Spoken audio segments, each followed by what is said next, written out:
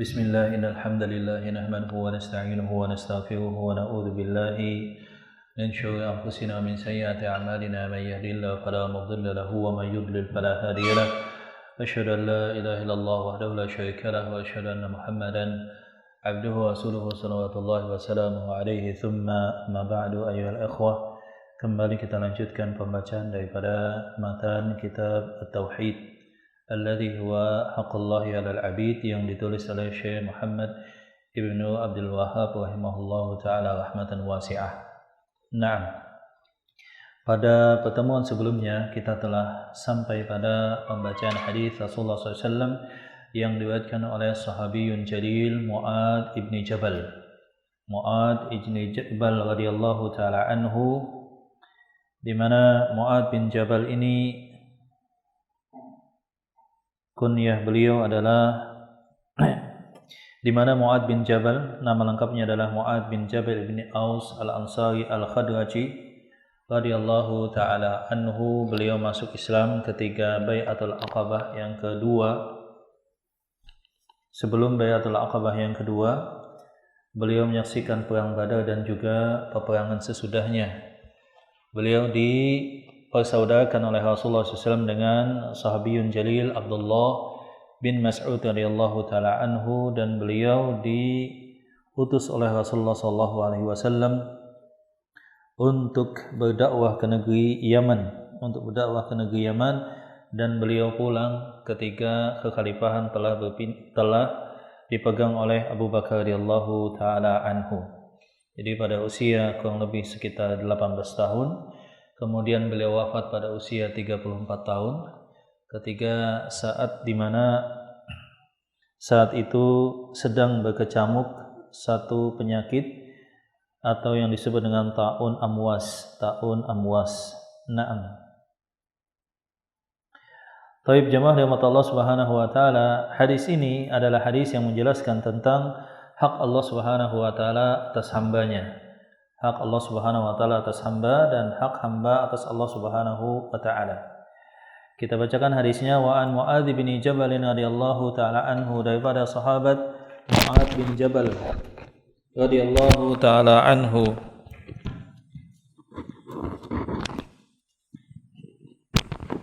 Naam. Di mana Mu'adz bin Jabal radhiyallahu taala anhu menceritakan kuntu radifan Nabi sallallahu alaihi wasallam. Aku suatu saat dibonceng oleh Rasulullah sallallahu alaihi wasallam. Jadi ini menunjukkan ketawadhuan Rasulullah sallallahu alaihi wasallam. Beliau tidak segan dan tidak merasa sungkan untuk membonceng seorang anak muda di hewan tunggangan beliau, di himar beliau. Jadi ada himar dan ada bighal. Ada kuda, ada himar dan ada bighal. Kalau bighal itu peranakan daripada kuda dengan himar. Anaknya disebut dengan spesies baru yang disebut dengan bighal. Nah, Rasulullah SAW itu mempunyai satu hewan tunggangan dan beliau kasih nama. Namanya adalah Ufair. Dan demikianlah beliau itu punya hewan tunggangan onta, begitu juga kuda, begitu juga himar, dan dikasih nama. Jadi boleh seseorang memelihara hewan selama diberikan haknya dan tidak dibebani dengan beban yang melebihi kapasitasnya. Dikasih makan, kemudian disediakan pasangan, kemudian dikasih beban selama itu masih di batas kemampuannya. Kalau tidak demikian, maka seseorang telah berbuat zalim kepada hewan. Dan kezaliman itu ada perhitungannya di hadapan Allah Subhanahu wa taala. Maka kezaliman tetap diharamkan walaupun kepada hewan. Banyak orang yang tidak memperhatikan. Kadang-kadang kucing diracun begitu ya. Enggak ada perasaan dosa. Ini kan cuma kucing. Enggak. Fi kulli kabidin radbin sadaqah. Jadi berbuat baik kepada semua hewan itu adalah sedekah. Maka ada hadis di mana seorang wanita di mana dia adalah pelaku maksiat dosa besar penzina, diampunkan dosanya di sisi Allah Subhanahu wa taala ketika dia memberi minum kepada seekor anjing. Demikian juga ada seorang wanita yang dimasukkan ke dalam neraka Allah Subhanahu wa taala karena sebab seekor kucing ketika dia yang membunuh seekor kucing tidak dikasih makan, dikurung demikian. Maka terhadap binatang itu ada ketentuannya, ada adabnya. Jadi dikasih makan, kemudian dicarikan pasangannya, kemudian tidak dibebankan melebihi kapasitasnya. Misalkan seseorang punya sapi untuk membajak sawah atau kerbau misalkan, ya, dia boleh membebankan pekerjaan sesuai kapasitasnya tanpa melebihi. Kemudian dikasih makan, kemudian dicarikan pasangannya, misalkan demikian. Demikian juga ketika seseorang memelihara hewan yang lainnya, misalkan burung atau semacamnya, tidak boleh dia zalim, maka diberikan sangkar yang luas seperti itu, dikasihkan pasangannya, kemudian ditumbuhkan pohon di dalamnya. Tapi kalau kita lihat yang memelihara burung itu zalim, sangkarnya sangat kecil, nggak bisa terbang kemana-mana, ya seperti itu. Kalau kita lihat, bisa jadi yang demikian jatuh kepada kezaliman, apalagi tidak ada pasangannya misalkan di dalam sangkarnya tersebut. Maka kezaliman kepada hewan atau kepada binatang itu tetaplah juga sebagai satu kezaliman. Tetaplah sebagai satu kezaliman. Fi kulli kabirin ratbin sadaqah. Pada perbuatan baik terhadap setiap makhluk Allah Subhanahu wa taala itu ada nilai sedekah di dalamnya. Nah, Rasulullah SAW mempunyai himar yang beliau namakan sebagai Ufair, dan suatu saat Rasulullah SAW berjalan, nah di belakangnya membonceng Mu'ad bin Jabal. Kuntu radifan Nabi sallallahu alaihi wasallam. Suatu saat aku dibonceng oleh Rasulullah SAW. Bisa radif, bisa juga ridfun. Faqala li, maka Rasulullah SAW bersabda kepadaku, ya Mu'ad, atadri ma haqqullahi 'alal 'ibad wa ma haqqul 'ibad 'ala Allah. Wahai Mu'ad, tahukah engkau apakah hak Allah atas hamba dan apa hak hamba atas Allah? Dalam hadis riwayat yang lain Rasulullah SAW memanggil, ya Mu'ad bin Jabal. Maka Mu'ad bin Jabal menjawab, labbaik ya Rasulullah wa sa'daik. Maka kembali Rasulullah SAW memanggil, ya Mu'ad bin Jabal, wahai Mu'ad bin Jabal. Maka Mu'ad bin Jabal kembali menjawab, labbaik wa sa'daik ya Rasulullah. Baru kemudian Rasulullah SAW menyebutkan, tahukah engkau hak Allah Subhanahu wa taala atas hamba dan hak hamba atas Allah? Kalaulah kita lihat, sebetulnya yang punya hak adalah Allah. Allah lah yang menciptakan segalanya. Maka adalah hal yang semestinya jikalau Allah Ta'ala mempunyai hak yang wajib ditunaikan oleh hamba, yaitu beribadah kepada Allah Subhanahu wa Ta'ala saja. Jadi Allah Ta'ala, manusia tidak punya hak atas Allah. Kenapa? Sebab manusia diciptakan oleh Allah. Lalu bagaimana memahami hadis ini? Kata para ulama ini adalah lil muqabalah. Sebetulnya Allah tidak wajib. Ya. Tidak ada hal yang bisa mewajibkan Allah Subhanahu wa taala. Karena Allah lah yang menciptakan manusia, yang memberikan rezeki dan berbagai macam kebaikan lainnya, akan tetapi dari sudut bahasa adalah lil muqabalah. Jadi hak Allah atas hamba dan hak hamba atas Allah. Bukan berarti manusia meminta hak dan melazimkan, yakni mewajibkan kepada Allah, bukan. Akan tetapi Allah lah yang menetapkan atas zatnya. Allah lah yang menetapkan atas zatnya. Bahwa Allah Ta'ala tidak akan mengazab seseorang yang bertauhid. Naam, demikian. Contohnya yang lainnya adalah bahwa kezaliman itu disematkan kepada hamba. Yang namanya kezaliman itu dilakukan oleh hamba, manusia. Allah tidak mungkin berbuat zalim. Dan tidak mungkin Allah Ta'ala disematkan padanya sifat zalim. Akan tetapi Allah Subhanahu wa Ta'ala telah menafikan dan telah mengharamkan atas zatnya untuk berbuat zalim. Inni haramtu dzulma ala nafsi faja'altuhu bainakum muharrama fala tadzalamu. Aku mengharamkan atas kalian kezaliman. Aku mengharamkan atas zatku kezaliman. Oleh karena itu aku haramkan atas kalian kezaliman. Demikian. Enggak mungkin Allah Ta'ala menzalimi hambanya. Innallaha la wa mallahu bizallamin lil ibad. Allah Ta'ala tidak mungkin menzalimi hambanya. Sebab hambanya diciptakan oleh Allah Subhanahu wa Ta'ala. Tetapi Allah Subhanahu wa Ta'ala menetapkan atas zatnya. Jadi bukan hamba menuntut supaya tidak dizalimi. Begitu juga hadis ini, bukan hamba yang menuntut, wahai Allah, kami telah tunaikan hak kami. Mana hak kami? Ya, bukan begitu. Tetapi Allah lah yang menetapkan kewajiban tersebut atas zatnya. Naam. Jadi hak Allah yang wajib ditunaikan oleh hamba adalah ayya'buduhu wa la yusyriku bihi syai'a. Hanya beribadah kepada Allah dan tidak menyekutukannya dengan sesuatu apapun. Kita sebutkan tadi dalam hadis yang lain Rasulullah SAW sampai menyebut 2 kali. Wahai Mu'ad, tahukah hak Allah atas hamba dan hak hamba atas Allah? Maka Mu'ad dalam hadis tersebut menyatakan Allah wa rasuluhu a'lam. Allah dan Rasulnya yang lebih tahu. Diulang lagi yang kedua. Ya Mu'ad, atadri ma haqqullahi 'alal 'ibad wa ma haqqul 'ibadi 'ala Allah? Apakah hak Allah atas hamba dan apakah hak hamba atas Allah? Mu'ad kembali menyatakan Allah wa rasuluhu a'lam. Allah dan Rasulnya yang lebih tahu. Kalau kita lihat di sana memakai waw, Allahu wa rasuluhu. Apakah yang demikian diperbolehkan?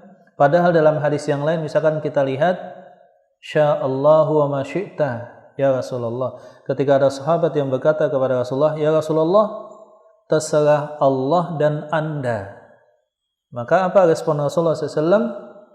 Jangan katakan demikian. Qul ma sya'allah. Katakanlah Allah yang berkehendak. Jadi tidak boleh memakai waw. Lalu bagaimana dengan hadis ini? Allahu wa. Waw itu artinya adalah dan. Huruf ataf. Allah dan Rasulnya yang lebih tahu. Tetapi ketika ada sahabat yang menyatakan Allah dan tergantung kehendak Allah dan kehendak Anda wahai Rasulullah. Rasulullah SAW tegur yang demikian. Rahasianya kata para ulama adalah sebab Allah wa rasuluhu a'lam ini berhubungan dengan iradah syar'iyyah. Bahwa ilmu Rasulullah SAW itu juga ilmu daripada Allah Subhanahu wa Ta'ala yang dijelaskan dan disampaikan oleh Rasulullah SAW. Akan tetapi kalau kehendak, maka Allah Ta'ala mempunyai kehendak, manusia juga mempunyai kehendak. Maka kalaupun digabungkan, maka cara mengatafkannya bukan dengan waw, tetapi dengan thumma. Thumma itu kalau kita terjemahkan artinya adalah kemudian. Kalau tidak karena Allah, kemudian engkau tadi datang, saya sudah begini. Nggak boleh kita katakan, kalau bukan karena Allah dan Anda tadi yang nolong saya. Nah, kalimat dan di sana nggak boleh. Diharamkan di dalam syariat. Hak Allah Subhanahu wa Ta'ala atas hamba adalah bahwa hamba hanya beribadah kepada Allah dan tidak menyekutukannya dengan sesuatu apapun. Wa haqqul ibadi 'ala Allahi alla yu'adziba man la yusyriku bihi syai'a. Dan Allah Ta'ala telah mewajibkan atas zatnya. Kalau kita terjemahkan demikian kurang lebih, bahwa Allah Ta'ala memberikan hak kepada hamba yang telah mentauhidkannya, Allah Ta'ala tidak akan mengazabnya. Qultu, maka aku kemudian berkata, kata Mu'ad bin Jabal, ya Rasulullah, wahai Rasulullah SAW, afala ubashirun nas, bolehkah aku memberitahukan hal ini kepada manusia? Jadi Mu'ad bin Jabal itu merasa sangat senang, sebab memang hal yang paling menggelisahkan para sahabat itu adalah azab neraka Allah Subhanahu wa Ta'ala. Mereka sangat gelisah. Iya, mereka sangat gelisah. Jangan-jangan sudah taat, sudah ibadah, sudah mentauhidkan, karena kita semuanya adalah milik Allah, maka Allah merupakan haknya untuk memberikan siapa yang mendapatkan nikmat, siapa yang mendapatkan azab. Akan tetapi Rasulullah SAW tadi telah menyebutkan Allah Ta'ala telah menjamin hak bagi setiap mereka yang bertauhid bahwa mereka tidak akan diazab oleh Allah Subhanahu wa taala. Ada garansi, ada jaminan. Maka Mu'adz kemudian merasa sangat senang. Afala ubashirun nas? Bolehkah aku ngasih tahu manusia yang lainnya? Maka Rasulullah SAW menyatakan la tubashirhum, jangan kasih tahu yang lainnya. Maksudnya ini bukan saatnya. Atau bisa jadi lawan bicara engkau tidak memahami sebagaimana yang semestinya. Fayattakilu, sehingga mereka salah paham. Hanya berpegang demikian saja. Yang penting tauhid. Pokoknya kalau sudah tauhid aman. Iya kan? Kalau sudah tauhid aman. Maka yang demikian tidak diperbolehkan. Maka Imam Al-Bukhari membuat hadis ini di dalam sahihnya dengan bab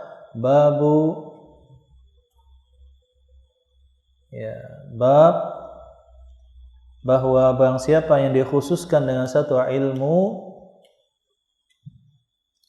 maka dia tidak menyampaikan ketika takut disalahpahami oleh orang lain. Babu man khussa bil ilm. Bab barang siapa yang dikhususkan dengan satu ilmu yang lainnya tidak tahu, maka dia tidak menyampaikan kalau takut disalahpahami.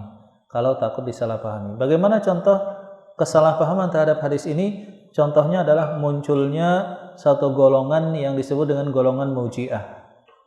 Jadi golongan Murji'ah mereka meyakini bahwa iman itu satu kesatuan dan bahwa tidak memudaratkan maksiat terhadap iman. Jadi iman itu satu kesatuan. Imannya manusia biasa sama dengan imannya para sahabat. Imannya orang yang paling soleh sama dengan imannya ahli maksiat. Intinya kalau sudah beriman maka beriman. Iman itu satu kesatuan, tidak bertambah dan tidak berkurang. Itu Murji'ah. Mereka disebut dengan golongan Murji'ah. Maka mereka salah paham terhadap hadis-hadis yang berkaitan dengan bisyarah, dengan kabar gembira daripada Allah Subhanahu wa taala dan Rasul-Nya, sehingga mereka jatuh di dalam kesesatan. Adapun yang berlawanan disebut dengan golongan al-khawarij. Mereka sangat dominan berpegang dengan hadis-hadis ancaman. Hadis-hadis ancaman. Maka kedua-duanya jatuh di dalam kesesatan. Itu contoh kesalahpahaman. Jadi hadis ini tidak patut disampaikan bagi sebagian manusia yang ditakutkan salah memahami. Contohnya misalkan lawan bicara kita adalah ahli maksiat, kemudian kita katakan yang penting Anda itu bertauhid, nggak masalah dulu mencuri, berzina, mabuk, nggak masalah, tapi ingat Anda harus bertauhid. Wah, itu bisa salah paham, ya kan? Salah momentum untuk ngomong dan salah juga lawan bicaranya.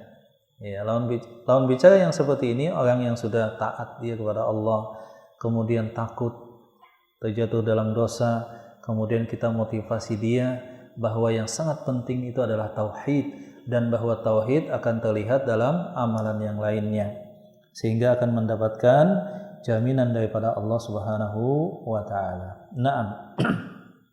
Jadi Ahlussunnah wal Jamaah di pertengahan antara Murji'ah dengan Al-Khawarij.